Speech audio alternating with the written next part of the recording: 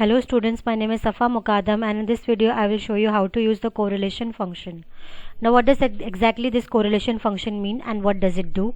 This function examines two sets of data to determine the degree of relationship between the two sets.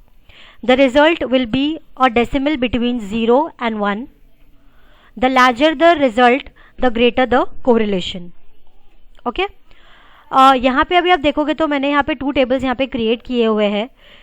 Create किया है यहाँ पे month उनके create किए हैं, उनके एवरेज टेम्परेचर क्रिएट किए हैं और एयर कंडीशन का सेल कितना हुआ है वो मैंने यहाँ पे क्रिएट किया हुआ है. ऑलराइट, तो मुझे फाइंड आउट करना है कि ये जो है इसमें से इसका टोटल का मतलब कितना इसका एयर कंडीशन का सेल हुआ है. मैं आपको यहाँ पे बता देती हूँ कि एक्चुअली इसका मतलब क्या है कि in the table the monthly temperature is compared against the sale of air conditioning units. ठीक है, the correlation shows that there is a relationship between the data. तो इसको यूज कैसे करना है, इक्वल्स टू कोरिलेशन, पूरा नहीं लिखना है, शॉर्ट फॉर्म लिखना है कोरल करके. ठीक है, कोरल हमने लिखा. जो आपका पूरा एवरेज टेम्परेचर है वो सेल आप पूरी सेलेक्ट करेंगे, कॉमा जो आपकी एयर कंडीशन सेल्स वाली सेल है आप पूरी एंटायर वो पूरी सेल सेलेक्ट करेंगे, ब्रैकेट क्लोज करेंगे और एंटर करेंगे. तो यहाँ पे आपको उसका कोरिलेशन बताएगा. ये डेटा का कोरिलेशन है 0.864 का.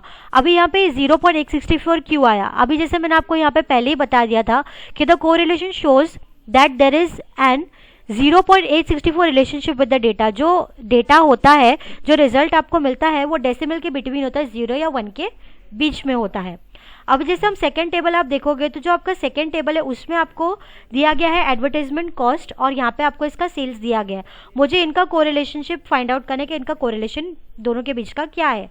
तो सेम फॉर्मूला लगाऊंगी, equals to correl bracket open, first array जो मेरा एडवर्टाइजमेंट कॉस्ट की सेल है वो एंटायर सेल में यहाँ पे पूरी इसकी सेलेक्ट करूंगी, कॉमा जो इसकी सेल्स की सेल है एडवर्टाइजमेंट कॉस्ट की वो पूरी सेलेक्ट करूंगी, एंटायर सेल, ब्रैकेट क्लोज करूंगी और एंटर करूंगी. तो मुझे इसका कोरिलेशन मिलेगा दैट इज 28%. तो यहाँ पे सेकेंड टेबल में in the table 2 the cost of average has been compared to sales.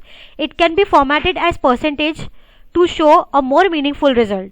The correlation shows that there is an 28% relationship between the data. तो इस तरीके से हमने फाइंड आउट किया हमारा कोरिलेशन. ओके, अगर आपको इसके रिलेटेड कोई भी डाउट है तो आप मुझे कमेंट सेक्शन में पूछ सकते हो. अगर आपने अभी तक मेरा चैनल सब्सक्राइब नहीं किया तो please subscribe to my channel, press the bell icon to get all the regular updates. Thank you.